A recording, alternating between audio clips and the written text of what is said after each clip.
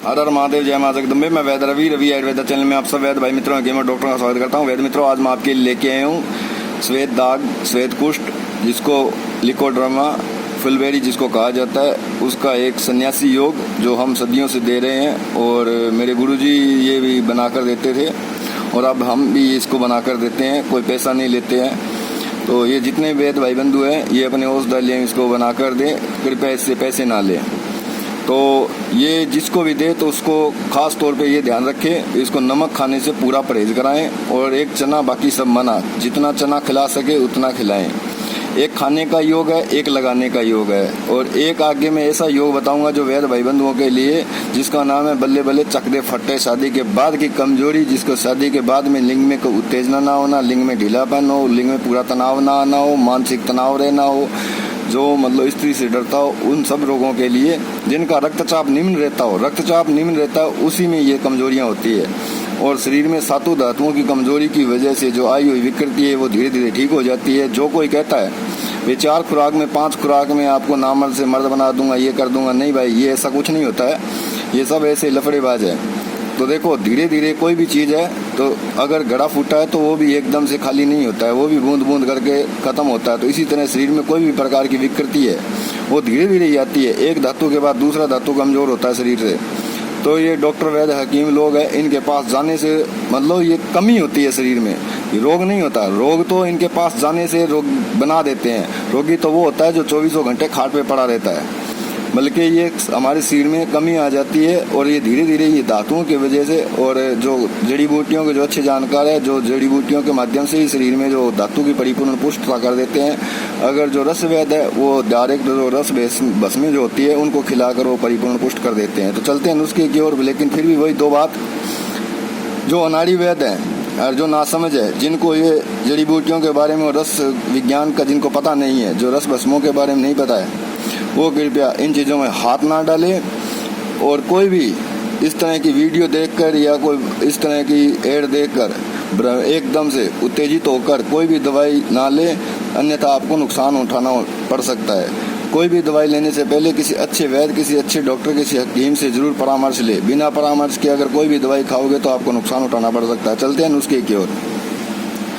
जिनको सफ़ेद दाग है, लिकोड्रामा है, आपने क्या करना, हाइपो, ये हाइपो जहाँ फोटो लेब होती है, जहाँ एक्सरे वाले होते हैं, एक्सरे को जिसको डेवलपिंग किया जाता है, तो वहाँ पे ये इस्तेमाल किया जाता है। जहाँ साइंटिफिक सामान लेब का सामान मिलता है वहाँ भी आपको आसानी से मिल जाएगा। ये ज़्यादा महंगा नहीं है, 30, 40, 50 रुपये किलो के हिसाब से मिल जाता है। ये आपने लेके आना, 2-4 दाने इसके क्रिस्टल रूप में होंगे इस तरह। तो ये देखिए इस तरह क्रिस्टल रूप में होगा ये। तो आपने 2-4 दाने लेनी है, थोड़ा नींबू का रस लेना है, वहाँ पे इसको घसना है, जहाँ सफ़ेद दाग है वहाँ पे लगाना है। नमक का परहेज रखना है, ये जरूर ध्यान रखना। तो इसको धीरे धीरे से लगाओगे तो आपको हफ्ते 10 दिन में वहाँ पे चमड़ी आनी शुरू हो जाएगी। दूसरा, आपको खाने का योग बता रहा हूँ। खाने के लिए आपने क्या करना है, शुद्ध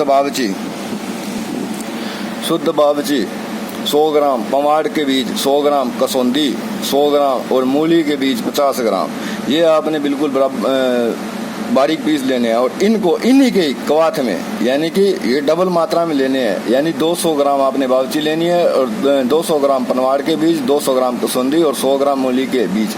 इनका 2 भाग कर लीजिए। एक भाग का तो कवाथ बना लीजिए, एक भाग का पाउडर बना लीजिए। इसी दूसरे कवाथ की इसके अंदर भावना दे के चने समान गोली बना लीजिए। ये आप एक गोली आप काली मिर्च के अर्क के साथ दीजिए तो ये आपको जल्दी रिलीफ मिलता है। और ये लगाने के लिए हाइपो, नींबू का जो रस है इसको घोलकर वहाँ पे लगाएं।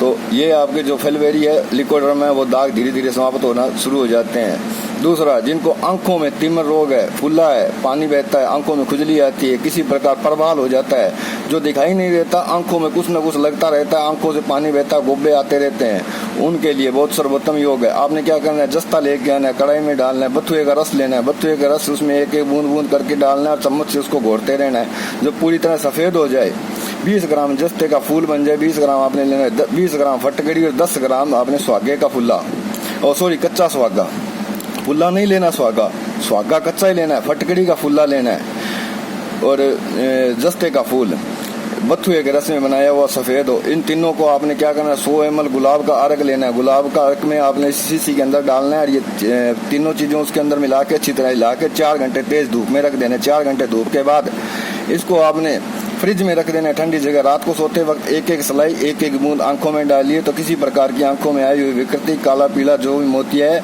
आंखों में खुजली आना, आंखों में परवाल होना, मतलब तिमर रोग होना, ये सब धीरे धीरे ठीक हो जाते हैं। एक और बताऊं, ये हमारा अनुभूत योग है 101%। जिनको बिच्छू ठुआ, जिसको बिच्छू लड़ जाता है, बिच्छू का डंक एक ऐसा 24 घंटे, जैसे अब अगर बिच्छू ने काटा है तो 24 घंटे तक इंसान इतना तड़पता है कि मतलब उसकी नानी वानी सब कुछ याद आ जाते हैं, 7 पीढ़ियों तक की पीछे की याद आ जाती है। उनके लिए आपने क्या करना है, जो ये फटकड़ी होती है, फटकड़ी, तो इसको आपने फुल्ला बना लेना है। इसको बारीक, खूब इतना बारीक पीस लेना है। एक सलाई, जिसको किसी को बिच्छू का डंस लगा हुआ है, एक सलाई आप आंख में लगा दीजिए। तुरंत लगाते ही बिच्छू का डंस तुरंत 1 सेकंड में ठीक हो जाएगा, ये गारंटी है। अगर आपके पास फटकड़ी कहीं खेत में है, कहीं ऐसी जगह है जहाँ पे आपको मतलब फटकड़ी नहीं मिल रही है, तो खाने का नमक तो खेत में सभी लेके जाते हैं, नमक आम जगह में हर घर में मिल जाता है। फटकड़ी एक टाइम ऐसा होता है नहीं भी मिलती है, तो जो खाने का नमक होता है वो 1 चुटकी हथेली में लीजिए, 2-4 बूंद कतरे पानी के लीजिए, उसको अच्छी तरह मिलाइए और कान में डाल लीजिए। जैसे ही बूंदे कान में गई, बिच्छू का डंस, उसका दर्द है वो ठीक हो जाएगा। तो अभी अगले नुस्खे की ओर, जिसका नाम है बल्ले बल्ले चकदे फटे, जो शादी के बाद की आई हुई कमजोरी है उसके लिए। ये जो नुस्खा है ये केवल जिनकी शादी हो चुकी है, शादी के बाद जो विकृति आ जाती है, शरीर में कमजोरी आ जाती है, जो स्त्री अपनी पत्नी के पास जाने से घबराते हैं, जिनका मन बेचैन हो जाता है, एकदम हल्की सी कोई बात सुनते ही सदमा लग जाता है, जिनका रक्तचाप निम्न रहता है, उनके लिए ये योग है। जिनका रक्तचाप हाई रहता है और शादी की जिनकी नहीं हुई है, वो ये योग कृपया ना खाएं। अगर उनको देने की जरूरत पड़े तो किसी अच्छे वैद्य से परामर्श जरूर लें। बिना वैद्य के परामर्श के आप ये रस भस्म ना सेवन करें। जिनकी उम्र 20, 22, 25 साल है, उनको ज्यादातर रस भस्मों की जरूरत नहीं पड़ती है, क्योंकि उनकी इम्यूनिटी पावर तो पहले से बहुत ज्यादा होती है। उनको योग व्यायाम और अच्छे फल फ्रूट, ड्राई फ्रूट वगैरह खाएं तो उनकी मतलब धीरे धीरे जो शक्ति है वो बढ़ जाती है। तो ये 20, 22, 25 साल के जितने उम्र वाले हैं, ये अच्छा योग करें, अच्छी व्यायाम करें, अच्छी अपने माता पिता के शरण में रहें, अच्छी किताबें पढ़ें। गलत संगत है, जो हस्तमैथुन है, मतलब इस तरह के गलत जो विचार मन में आते हैं, उनसे थोड़ा सा परहेज करें। तो अगर दिवाली से पहले अगर आप पटाखे चला दोगे तो दिवाली के बाद में कोई और ही पटाखे चलाएंगे दिवाली पे। तो इसलिए आपको मैं बार बार ये कहता हूँ भाई दिवाली से पहले पटाखे मत चलाओ, नहीं तो आपके घर में किसी और का आना जाना हो जाएगा। कोई आपके पत्नी का कोई भाई आएगा, कोई दूर का रिश्तेदार आएगा, पता नहीं क्या क्या बंद कराते हैं। ऐसे हमारे पास ऐसे बहुत से मरीज आते हैं जो कहते हैं यार अब क्या करें। आदमी को पता होता है पर शर्मिंदा होता है, क्योंकि खुद का काम नहीं कर रहा होता है। तो इसीलिए मैं कहता हूँ दिवाली से पहले पटाखे मत चलाओ, और जिन्होंने चला दिया है तो वो अभी भी सचेत हो जाए। तो इनके लिए आपको मैं एक बात बता रहा हूँ, ये योग है जो शादी के बाद की जो कमजोरी है ये ठीक करता है। 20 ग्राम वर्कीय हड़ताल जो शुद्ध की हुई चूने के पानी में, 20 ग्राम असली सिंह भस्म जो आग के दूध में मारी तो बिल्कुल बढ़िया, आग के दूध में सिंह भस्म बढ़िया 1 नंबर क्वालिटी की, जो बढ़िया हो, पुरानी हो पर हाथ से बनी हो तो बहुत बढ़िया, नहीं तो वो फार्मेसी तो बनानी बंद कर दी। ये मेरे गुरुजी की टाइम की है, बहुत पहले की है, किसी वैद्य के पास पुराना जो वैद्य है वहाँ आपको मिल सकती है। तो आपने 20 ग्राम सिंह भस्म, 20 ग्राम वर्कीय हड़ताल, 10 ग्राम शुद्ध पारा। शुद्ध पारा अगर आप कोई बाजार से आप पारा लेते हैं तो उसको आप जो चीनी में और ईंट में और ग्रह धूम में इसमें खर्ल करके और धोकर और डमरू यंत्र से उड़ा सकते हैं। अगर ये इतनी मेहनत नहीं कर सकते हैं तो आप सिंगरफ से पारा निकाला हुआ ले सकते हैं। 10 ग्राम पारा और 10 ग्राम ये आपने कली, ये शुद्ध की हुई हो, तेल तरक छाछ गौमट्ठे में और गौमूत्र में ये शुद्ध की हुई हो 10 ग्राम। इनको क्या करना, आपने बथुए के रस में एक रोज खर्ल करना है। 200 ml बथुए का रस लाना है और खूब इसको खर्ल करना है। ये 30 दिन तक आपने रोज खर्ल करना है। 200 ml रोज बथुए का रस इसको पिला देना है। 30वें दिन आपने इसकी टिक्की बनानी है। बथुए के बीज लेके आने करीब आधा किलो, और उसी के बथुए के रस के अंदर इसकी भावना दे के नुकदा बनाना है। ये जो टिक्की हमने बनाई है हड़ताल, सिंह भस्म और पारा और इसकी वंकी, इसकी टिक्की बीच में रखनी है और उसको कपड़ मिट्टी करना है। संपुट नहीं करना है किसी मतलब कुछ के अंदर, संपुट नहीं करना है। कपड़े और मिट्टी का मतलब लेप लगा देना है। एक आधा इंच का 5 किलो का बुरादा लेना है। जो कंडे होते हैं, जो पाथी होती है उसका बुरादा करना है। एक डेहरी लगानी है, उसके बीच में गोला रख देना है, ऊपर एक जलता हुआ कोयला रख देना है। धीरे धीरे ये आपको खत्म हो जाएगा, हवा बचा के बंद आग देनी है। दूसरे दिन फिर इसी तरह ही आपने सिंबल के मूसली के रस में आपने भावना देनी है, इसे कम से कम 7 बार।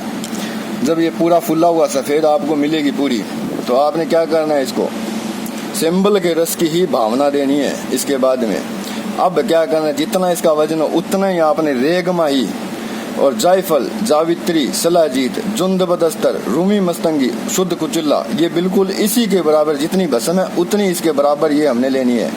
और इसी के बराबर मतलब जितना ये भस्म है उतनी तो ये चीजें लेनी है। जायफल, जावित्री, शिलाजीत, जुंद बदस्तर, रेगमाई, रूमी मस्तंगी, शुद्ध कुचिल्ला, और इन सब के बराबर आपने लेना लोहा भस्म। अगर आपको पुराना गुड़ मिल जाए, कहीं 10-12 साल पुराना गुड़ मिल जाए तो ठीक है, नहीं तो पुराना शहद ले लीजिए, बिल्कुल जो काला हुआ हो। इसके अंदर थोड़ा थोड़ा डालकर खूब कुटाई कीजिए। कुटाई करने के बाद एक एक रत्ती की गोलियां बना लीजिए। रात को खूब उबाला हुआ जोश दिया हुआ दूध, उस दूध के साथ एक गोली आप रोगी की रोग दशा, उम्र देखकर, दिल दराज देखकर आपको ये रोगी को आप सेवन कराइए, तो जो आई हुई विकृति है, नसों का ढीलापन है, वो धीरे धीरे ठीक हो जाता है और जो मर्द है वो अपनी औरत के पास जाना शुरू कर देता है। इसी के साथ आपको एक और नायाब तिल्ला जो बता देता हूँ। आपने क्या करना, लाल अरंडी, जिसको अरंड बोलता है, कैस्ट्रोल ऑयल जो नाम से बाजार से उसके बीज जो होते हैं लाल रंग वाले लेने हैं। काली नहीं लेनी, सफेद नहीं लेनी, हरी नहीं लेनी, लाल लेनी है। 100 ग्राम लाल बीज जो अरंडी के बीज होते हैं, 100 ग्राम मालकांगनी, 25 ग्राम वीर बूटी और 25 ग्राम उद स्लीव जो लकड़ी होती है गर्म, जो मिर्गी वाले को दी जाती है घिसकर, ये ध्यान रखना 25 ग्राम बहुत ज्यादा गर्म होती है। इनको आप खूब कूट लीजिए, कूट कर बारीक करके और ऐसे नुकदा सा बना लीजिए और मीठा तेल ले लीजिए 500 ml। इसके अंदर धीरे से टिक्की रख लीजिए। इसको धीरे धीरे कोयले की आग में पकाइए। जब पूरा पक जाए, पूरी टिक्की जल जाए, जलने के बाद आपको बाहर निकाल ले। ये तेल आप अपने मतलब लिंग पर लगाइए। जिसकी नसें सुकड़ गई है, जिसका ढीलापन है, नसों में मतलब जान नहीं आ रही, खून का संचार नहीं हो रहा और जो अंग मतलब छोटा पड़ गया है, वहाँ पे इसको लगाइए। और छोटी उम्र वाले इन तेल तिलों से दूर रहे और रस भस्मों से दूर रहे। वो योग करें, व्यायाम करें, अच्छी सेहत की देखभाल करें, अपने माता पिता के शरण में रहे, अच्छी किताबें पढ़े, अच्छी पुस्तकें पढ़ें।